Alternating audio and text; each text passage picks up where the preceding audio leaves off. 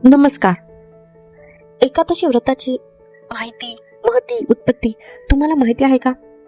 एकादशीचे व्रत कसे सुरू झाले आणि त्यामागचे रहस्य काय आहे, याचे उत्तर आपल्याला एका अतिशय पवित्र आणि प्रेरणादायी कथेत मिळते. पूर्वी कांतीनगर नावाचे एक अत्यंत वैभवशाली शहर होते. त्या नगरीवर सूर्यवंशी राजा रुक्मांगद राज्य करीत होता. राजा रुक्मांगद अत्यंत उदार, पुण्यश्लोक, धर्मनिष्ठ आणि भगवान श्रीहरीचा एकनिष्ठ भक्त होता. तो नेहमी श्रीहरींच्या भजन पूजनात मग्न असायचा. राजाची पत्नी राणी संध्यावळी ही देखील अत्यंत पुण्यशील व विष्णू भक्त होती. ती श्रद्धेने श्रीहरीचे सर्व व्रत करीत असे. राजा रुक्मांगदाला धर्मांगद नावाचा एक पुत्र होता. तोही वडिलांप्रमाणेच धर्मरक्षक, दानशूर आणि कल्पवृक्षालाही लाजवेल असा उदार होता. यथा राजा तथा प्रजा या न्यायाप्रमाणे कांतीनगरची प्रजा ही भगवान भक्त होती.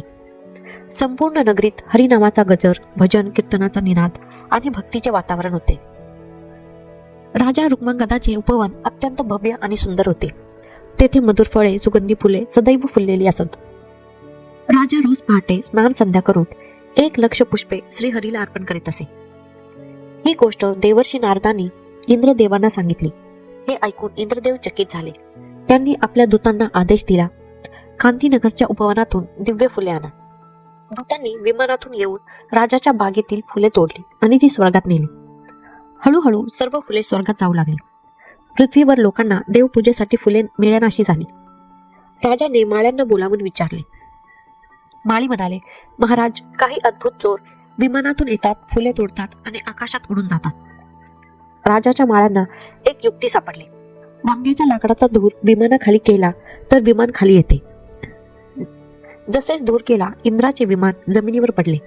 दूत पकडले गेले आणि राजासमोर आणले गेले. दूतांचे दिव्य तेजस्वी रूप पाहून राजा आश्चर्यचकित झाला. दूत म्हणाले, राजा, आम्ही इंद्रदेवांचे दूत आहोत. ही फुले देवेंद्रसाठी नेतो. हे ऐकून राजा आनंदित झाला. माझी फुले जर देवांच्या चरणी अर्पण होत असतील तर माझे जीवन धन्य झाले. राजाने दूतांचा सत्कार केला, वस्त्र, अलंकार दिले आणि त्यांना काही फुले पृथ्वीवर ठेवण्यास सांगितले. तेव्हा दूत म्हणाले, राजा, आमचे विमान आता वर जाऊ शकत नाही. पृथ्वीच्या स्पर्शाने ते दूषित झाले आहे. कोणी एकादशीचे पुण्य दिले तरच हे विमान उडेल. राजा चकित झाला. एकादशी व्रत म्हणजे काय आणि त्याची उत्पत्ती कशी झाली? तेव्हाच इंद्राचा दूत एकादशी व्रताची दिव्य कथा सांगू लागला. इंद्रदेवाचा दूत राजा रुक्मांगदाला म्हणाला, राजा, कुश नावाच्या राक्षसाचा मुरू नावाचा एक भाऊ होता. भगवान श्रीहरीने कुशाचा वध केल्यामुळे मुरूच्या हृदयात भयंकर कोप आणि सुडाची भावना निर्माण झाली. तो विचार करू लागला, मी स्वतः भगवान विष्णूचाच नाश करेन. मुरू राक्षस कैलासपती भगवान शंकराकडे गेला. त्याने अनेक वर्ष कठोर तपश्चर्या केली. तपश्चर्याने प्रसन्न होऊन महादेव प्रकट झाले. मुरूने वर मागितला, मला कोणत्याही पुरुषाच्या हातून मृत्यू येऊ नये. महादेवांनी तो वर दिला. वर मिळताच मुरू राक्षस अत्यंत उन्मत्त झाला.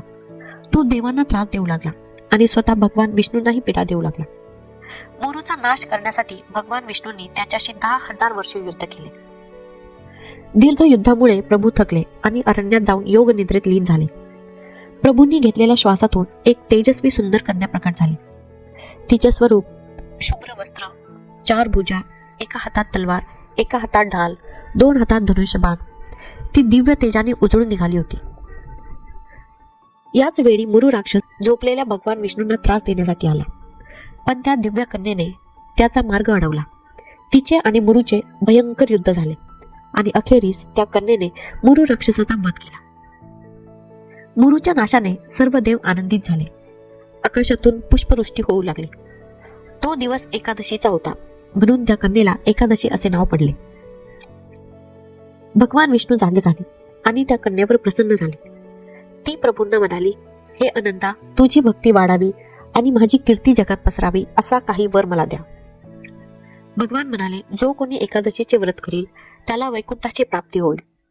आणि तेव्हापासून एकादशी व्रताची प्रथा सुरू झाली. व्रताची रीत अशी आहे, दशमीला एक भुक्त राहावे, एकादशीला निरशन म्हणजे उपवास धरावा, द्वादशीला भोजन करावे. इतकी कथा सांगून इंद्रदूत राजा रुक्मांगदाला म्हणाला, राजा, असा कोणी एकादशी व्रत करणारा मनुष्य मिळाला तर त्याच्या स्पर्शाने हे विमान पुन्हा उडेल. राजा म्हणाला, माझ्या राज्यातच नव्हे तर संपूर्ण पृथ्वीवर असा कोणी नाही. तेव्हा दूत म्हणाला, राजा, आज द्वादशी आहे. काल एकादशी होती. जर कोणी कारणाने उपवासी राहिला असेल आणि अजून भोजन केले नसेल तर त्याचे पुण्य चालेल. राजाने सेवकांना शोधासाठी पाठवले. तेव्हा एक साधी स्त्री सापडली. पती रागावल्यामुळे ती दशमीच्या संध्याकाळपासून द्वादशीच्या सकाळपर्यंत उपवासी होती. राजाने तिला विनंती केली, माते, तुझे पुण्य खर्ची घाल आणि या विमानाला स्पर्श कर. तसेच त्या स्त्रीने विमानाला हात लावला. विमान आकाशात उडाले आणि स्वर्गाकडे निघून गेले. हा अद्भुत चमत्कार पाहून राजा रुक्मांगदाच्या हृदयात एकादशी व्रताबद्दल अपार श्रद्धा निर्माण झाली. त्याने घोषणा केली, माझ्या राज्यात प्रत्येकाने एकादशीचे व्रत करावे. आणि अशा प्रकारे एकादशी व्रताची महती संपूर्ण पृथ्वीवर पसरली. रुक्मांगदाच्या राज्यात एकादशीचे व्रत सुरू होऊन काही वर्षे झाली. त्या काळात असा अद्भुत प्रकार घडला की यमराजाचा कुंभीपाक नरक रिकामा पडू लागला. जो कोणी रुक्मांगदाच्या राज्यात मरण पावे त्याला यमदूत न नेता भगवान विष्णूचे दास थेट वैकुंठी घेऊन जात. हा प्रकार पाहून इंद्रासह इतर देवांच्या मनात मत्सर उत्पन्न झाला. असे झाले तर स्वर्गात कोण येणार असा विचार करून इंद्राने एक कपट युक्ती आखली. इंद्राने मोहिनी नावाच्या अतिशय सुंदर स्त्रीला राजा रुक्मांगदाकडे पाठवले. ती अनुपमेय सौंदर्याची होती. तिला पाहताच राजा विकारवश झाला आणि ती कुमारिका आहे हे समजताच तिच्याशी विवाहाची इच्छा व्यक्त केली. मोहिनी म्हणाली, राजा, जो मला भाष्यदान देईल म्हणजे माझ्या प्रत्येक आज्ञेचे पालन करील त्याच्याशीच मी विवाह करेन.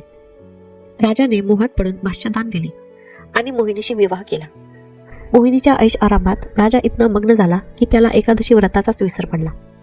मात्र राजाचा पुत्र धर्मांगद नियमाने एकादशीचे व्रत करीत होता आणि संपूर्ण प्रजेलाही ते करवित होता. अशा प्रकारे काही दिवस निघून गेले. एका दशमीच्या दिवशी मोहिनी राजाला तांबूल देत असताना रस्त्यावरून दौंडी झाली. आज दशमी आहे, सर्वांनी एक भुक्त राहावे. उद्या एकादशी आहे, कोणीही अन्न ग्रहण करू नये. ते शब्द ऐकताच राजाला एकादशी व्रताची आठवण झाली. त्याला तीव्र पश्चाताप झाला. त्याने हातातला विडा फेकला आणि ठामपणे म्हणाला, मी उद्या एकादशीचे महाव्रत करणारच. हे ऐकून मोहिनी संतापली. ती म्हणाली, राजा, तू मला भाष्यदान दिले आहेस. माझ्या आज्ञे वाचून तू व्रत केलंस तर मी अन्न ग्रहण करणार नाही. पण राजा डगमगला नाही. त्याने भजन, पूजन, कीर्तन, जागरण करून एकादशीचे व्रत पूर्ण केले. द्वादशीच्या दिवशी राजाने भव्य भोजनाची तयारी केली. सहस्र ब्राह्मणांना भोजन दिले, सहस्र गायीचे दान केले, मोठा सत्कार झाला. पण मोहिनी जेवायला उठलीच नाही. राणी संध्याकाळी मोहिनीला समजावत म्हणाली, पतीवर राग धरणे हे स्त्रीचे धर्म नाही, तो नरकाचा मार्ग आहे. पण मोहिनी ऐकली नाही. ती राजाला म्हणाली, एकादशीचे हे व्रत सोड किंवा तुझा मुलगा धर्मांगद याचे शीर मला दे, नाहीतर मी अन्न घेणार नाही. राजा मोठ्या धर्मसंकटात सापडला. तेव्हा धर्मांगद पुढे आला आणि म्हणाला, बाबा, माझे शीर देण्यास मी तयार आहे, पण एकादशी व्रत कधीही सोडू नका. त्याने राम, लक्ष्मण, श्रवण, भीष्म यांची उदाहरणे दिली. शेवटी राजाने व्रत रक्षणाचा निश्चय केला. संध्यावेळीने पुत्राला स्नान घातले, तुळशी माळ घातली. धर्मांगदाने आई वडिलांच्या चरणी मस्तक ठेवले. राजा तलवार उचलणार तोच राजाचे हात अदृश्य शक्तीने थांबवले गेले. सर्वांनी पाहिले तर शंखचक्र, गदा, पद्मधारी भगवान विष्णू साक्षात प्रकट झाले. नगरातील सर्व बालवृद्धांना श्रीहरीचे दर्शन झाले. वैकुंठातून हजारो विमाने आली. भगवानांनी संपूर्ण कांती नगरातील लोकांना सदेह वैकुंठात नेले. फक्त मोहिनी मागे राहिली. पतिद्रोहामुळे ती स्वर्गालाही जाऊ शकली नाही. तिला नरक प्राप्त झाला आणि ती कीटक बनून पडली. यम आणि इंद्रही तिची सुटका करू शकले नाही. शेवटी रुक्मांगदाच्या एका एकादशीचे पुण्य देऊन मोहिनीची सुटका केली गेली. असे हे एकादशीचे व्रताचे अतुलनीय आणि दिव्य महात्म्य आहे. तुम्हाला जर हा व्हिडिओ आवडला असेल तर प्लीज चॅनलला सबस्क्राईब करा, व्हिडिओला लाईक करा आणि शेअर करा. धन्यवाद.